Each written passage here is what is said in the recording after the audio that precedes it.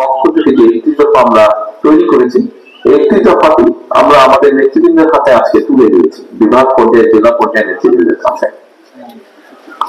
এই একটি দফা ভেতরে 31টা দফা আছে, বাংলাদেশের বিভিন্ন বিষয় নিয়ে আলোচনা করা আছে, যে বিষয়গুলোর সাথে দেশের মানুষের জীবনযাত্রা সবকিছু ওতপ্রোতভাবে জড়িত। আপনারা খেয়াল করে দেখবেন, আমরা পিছন দিকে যে বইগুলো আমরা দিয়েছি পিছন দিকে একটি দফার মধ্যে নট দ্যাট কারো কাছে, যেমন এখানে আমি জয়েন করার পরে এখানে কয়েকজন ব্যক্তি তাদের কিছু প্রস্তাবনা দিয়েছেন, তার মধ্যে কয়েকটি ভালো প্রস্তাবনা আছে। এরকম আমরা যদি আরো প্রস্তাবনা পাই, আমরা সেটি 31 দফার সাথে অ্যাড করবো।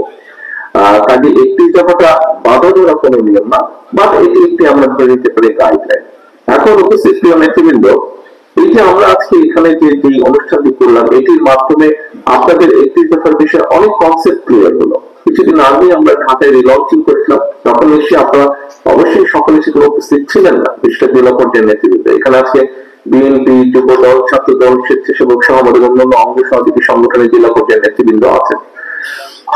আপনাদেরকে আজকে আপনারা এখানে উপস্থিত হওয়ার পরে এই সারাদিন আপনাদের যে ডিসকাশন হলো, অনেকগুলো বিষয় আপনাদের পরিষ্কার হয়ে গেছে, অনেক কিছু জানার ছিল, বোঝার ছিল, সেগুলো ক্লিয়ার হয়ে গেছে। আমাদের যেটি লক্ষ্য বা উদ্দেশ্য বা যেটি আপনাদের কাছে আমাদের চাওয়া, সেটি হচ্ছে যে এখন বিভাগ পর্যায়ে এই আলোচনা সবগুলো এটি এখন জেলা নেতৃত্ব, আপনারা জেলা পর্যায়ে, থানা পর্যায়ে, ইউনিয়ন পর্যায়ে নেতা কর্মীদের কাছে এটি নিয়ে যেতে হবে, যাতে করে তারা এটি নিয়ে যেতে পারে সাধারণ মানুষের কাছে। কারণ এই 31 দফার যে বিষয়গুলো আছে, এগুলো মানুষকে ঘিরে 31 দফার বিষয়গুলো মানুষকে কিভাবে একটু বেটার কমফোর্ট দেওয়া যায়, দেশকে একটু সামনের দিকে এগিয়ে নিয়ে যায়। এখানে একটি কথা এসছে কিছুক্ষণ আগে, আমাদের রোজ তার বক্তব্যে কয়েকটি কথা বলেছে। দেখুন, সব সময় সবকিছু বইয়ে হয়তো খুব সুন্দরভাবে সবকিছু লেখা থাকে, কিন্তু সেই লেখাগুলো, সেই গাইডলাইন গুলো যদি বাস্তবায়ন করতে হয়, সেটা মানুষকেই করতে হবে। এবং আমি ব্যক্তিগতভাবে মনে করি সবকিছুর পিছনে বিষয় কি থাকে, সেটা হচ্ছে ইন্টেনশন বা নিয়ত। আমরা বাংলায় যেটা বলি নিয়ত, ওই লোকটার নিয়ত কি। আমাদের সকলের নিয়ত যদি ভালো থাকে, অবশ্যই আমরা ভালো কিছু করতে সক্ষম হব। আমরা রাজনীতি করি, রাজনীতি কার জন্য করি? রাজনীতি মানুষের জন্য করি, রাজনীতি দেশের জন্য আমরা রাজনীতি করি। দেখুন, সারা পৃথিবীতে একটি একটি বিষয় গ্রহণযোগ্য আছে, একটি বিষয় কি, সেটি গণতন্ত্র।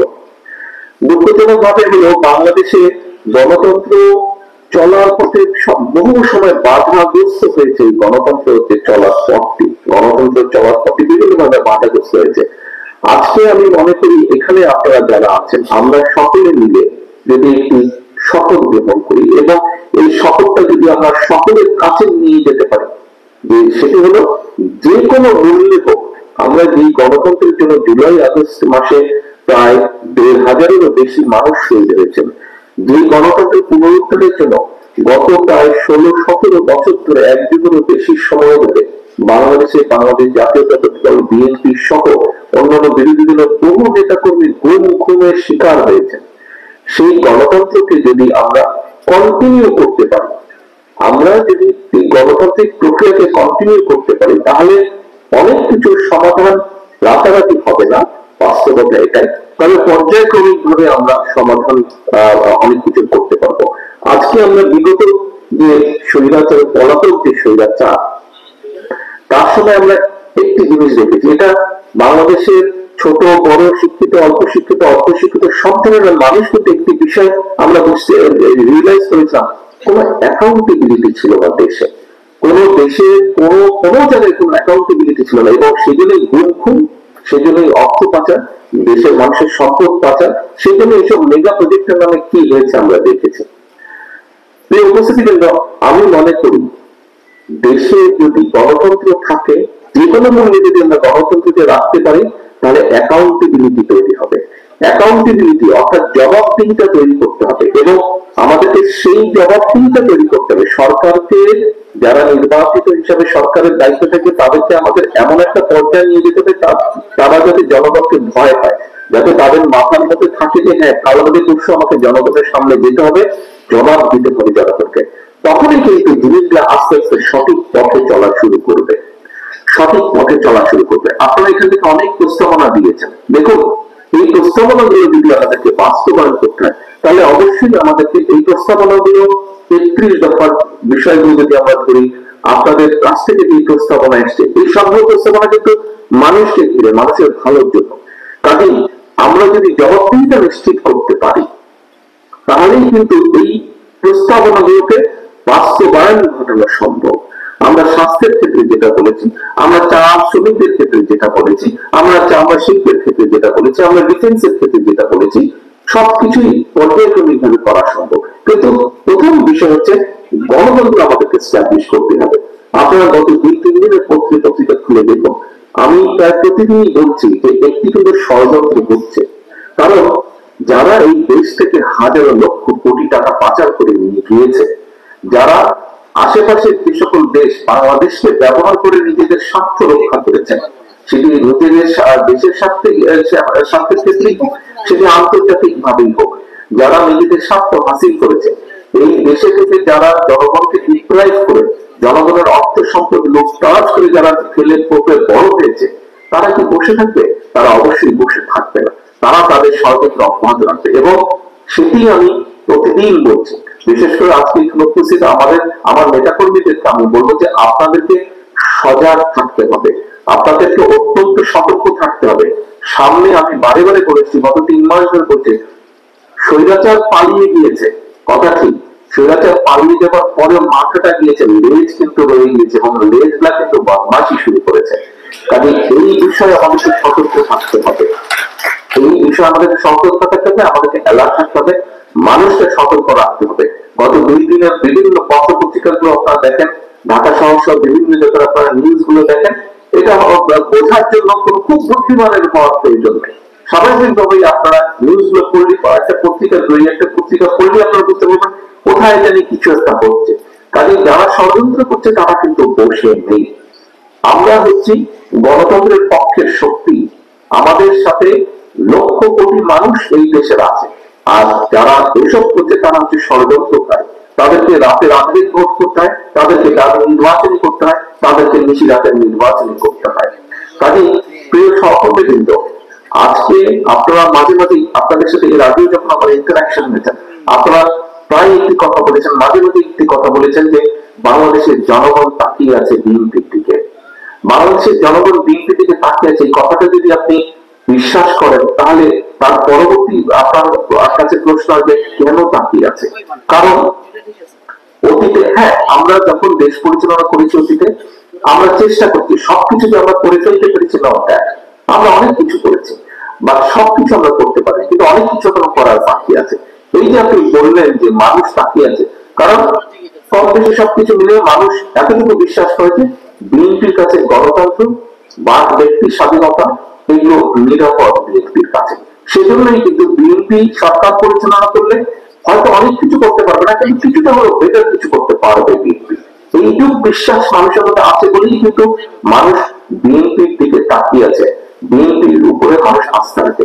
কিন্তু প্রিয় সহকর্মী, প্রিয় নেতৃবৃন্দ, আজকে এই ঘরে আপনারা যারা বসে আছেন, আপনাদের সাথে আপনাদের আরো যারা লক্ষ লক্ষ সহকর্মী যারা এই ঘরে নিয়ে কিন্তু ছড়িয়ে ছিটিয়ে আছে সমগ্র সিলেট বিভাগে, আপনারা প্রত্যেকেই কিন্তু বিএনপির প্রতিনিধি। আপনাকে দেখেই কিন্তু মানুষ বিএনপিকে বিচার করবে, আপনাদের প্রত্যেককে দেখে কিন্তু মানুষ বিএনপিকে বিচার করবে যে বিএনপি কি করবে। কাজে মানুষের যে আস্থা, এই আস্থাকে ধরে রাখার দায়িত্ব কি আপনার নয় বিএনপির একজন নেতা বা কর্মী হিসাবে? এইটি ধরে রাখার দায়িত্ব তো সম্পূর্ণরূপে আপনার। জনগণের কিন্তু এই দায়িত্ব না ধরে রাখা, জনগণের আস্থা ধরে রাখার দায়িত্ব আপনার। আপনার উঠা বসা, কথাবার্তা, চলাফেরা, কাজকর্ম সবকিছুতে এমন কিছু একটা থাকতে হবে যেখানে জনগণ আপনার উপর আস্থা রাখবে, আপনার এলাকার মানুষ আপনার উপর আস্থা রাখবে। কারণ আজকে কোনোভাবে যদি এটি একজন রাজনীতিবিদ, এখানে আপনারা যারা বসে আছেন, আপনারা পরিবর্তন ঘটাতে পারি, আমরা যদি মানুষের চিন্তাধারার সাথে নিজেদেরকে খাপ খাইয়ে নিতে পারি, শুধুমাত্র তাহলেই আমরা টিকে থাকবো, শুধুমাত্র তাহলেই আমরা সামনে এগিয়ে নিয়ে যেতে পারবো। প্রিয় সহকর্মীবৃন্দ, আমি দৃঢ়ভাবে বিশ্বাস করি আমার সারা বাংলাদেশে ছড়িয়ে ছিটে থাকা লক্ষ কোটি যে নেতা কর্মী আছেন বাংলাদেশ জাতীয়তাবাদী দলের, পলাতক স্বৈরাচারে, অত্যাচার, নির্যাতনের পরেও যখন আপনারা টিকে আছেন, আমি দৃঢ়ভাবে বিশ্বাস করি ইনশাআল্লাহ আগামী দিনে আপনারা মানুষের যে পরিবর্তন, সেই পরিবর্তনের সাথে নিজেকে খাপ খাইয়ে আপনারা টিকে থাকতে সক্ষম হবেন। একটি কথা মনে রাখবেন, আপনাদের দিকে দেশ একটি কথা মনে রাখবেন, আপনাদের দিকে দেশ তাকিয়ে আছে, আপনাদের দিকে দেশের মানুষ তাকিয়ে আছে। কাজেই নিজেকে সেভাবে প্রস্তুত করতে হবে, মানুষের প্রত্যাশা অনুযায়ী নিজেকে প্রস্তুত করতে হবে, মানুষের চাওয়া অনুযায়ী নিজেকে তৈরি করতে হবে। তাহলেই আমরা দেশকে নেতৃত্ব দিতে সক্ষম হব, দেশের মানুষকে পথ দেখাতে সক্ষম হব। এবং একই সাথে আজকে আমাদেরকে যে কোনো মূল্যে গণতন্ত্রের পক্ষে দাঁড়াতে হবে, আমাদের প্রতিজ্ঞা নিতে হবে যে গণতন্ত্রটাকে আমাদেরকে চালু রাখতে হবে। মানুষ নির্ভয়, নির্দ্বিধায়, নিঃসংকোচে মানুষ যাবে ভোট কেন্দ্রে ভোট দিবে। সেটি শুধু সংসদ নির্বাচন নয়, সেটি ইউনিয়ন পরিষদের নির্বাচন, সেটি উপজেলা পরিষদের নির্বাচন হলে, সেখানে পৌরসভার নির্বাচন হোক, জেলা পরিষদের নির্বাচন হোক, সেটি কোনো মসজিদ কমিটির নির্বাচন হোক, সেটি কোনো ক্লাবের নির্বাচন হোক, সেটি কোনো ট্রেড বোর্ডের নির্বাচন হোক, অর্থাৎ যেখানে যেটাই হোক নির্বাচন হোক, প্রত্যেকটা গণতান্ত্রিক প্রক্রিয়াতে হতে হবে। গণতান্ত্রিক প্রক্রিয়াকে যদি আমরা কন্টিনিউ করতে পারি, গণতান্ত্রিক প্রক্রিয়াকে যদি আমরা চলমান রাখতে পারি, আমরা এই দেশকে সামনে এগিয়ে নিতে পারবো। দেশের মানুষকে আমরা নিরাপদ রাখতে পারবো। আসুন আজকে এই ৩০ দফা যেরকম আমরা মানুষের ঘরে ঘরে পৌঁছে দিব, এই প্রতিজ্ঞা যেমন আমরা করছি, একইভাবে আজকে আমরা প্রতিজ্ঞা করি আমাদের হাজারো সহকর্মী যে কারণে প্রাণ দিয়েছে, অর্থাৎ গণতন্ত্র পুনরুদ্ধার, সেই গণতান্ত্রিক প্রক্রিয়াকে যেন আমরা কন্টিনিউ রাখতে পারি, যে কোনো মূল্যে গণতান্ত্রিক প্রক্রিয়াকে কন্টিনিউ রাখতে পারি। তাহলেই আমরা এই ষড়যন্ত্র থেকে আমরা দেশকে রক্ষা করতে পারবো, যে কোনো বিপদ থেকে দেশকে রক্ষা করতে পারবো। বাংলাদেশকে আগামী দিনে যদি ষড়যন্ত্র থেকে রক্ষা করতে হয়, যে কোনো হুমকি থেকে রক্ষা করতে হয়, দেশের মানুষকে রক্ষা করতে হয়, গণতন্ত্রের কন্টিনিউশন ছাড়া কোনোভাবেই সেটি সম্ভব নয়, কোনোভাবেই সেটি সম্ভব নয়। যে কোনো মূল্যে আমাদেরকে গণতন্ত্রকে ধরে রাখতে হবে। প্রতিটি নেতা কর্মী জেল জুলুমের শিকার হয়েছে, অত্যাচার নির্যাতনের শিকার হয়েছে। কাজেই এই এক্সপিরিয়েন্স থেকে আপনাদেরকে একটি জিনিস বুঝতে হবে, আজকে বাংলাদেশের সবচাইতে বড় রাজনৈতিক দল বিএনপি। বিএনপি যে যত কথাই বলুক, একটু বোঝার ক্ষমতা আপনাদের আছে। বিএনপি যদি কোনোভাবে ক্ষতিগ্রস্ত হয়, বিএনপি কোনোভাবে ক্ষতিগ্রস্ত হলে সামগ্রিকভাবে বাংলাদেশ এবং বাংলাদেশের গণতন্ত্র ক্ষতিগ্রস্ত হবে। এটি আপনাদেরকে মানতে হবে, এটাকে বুঝতে হবে।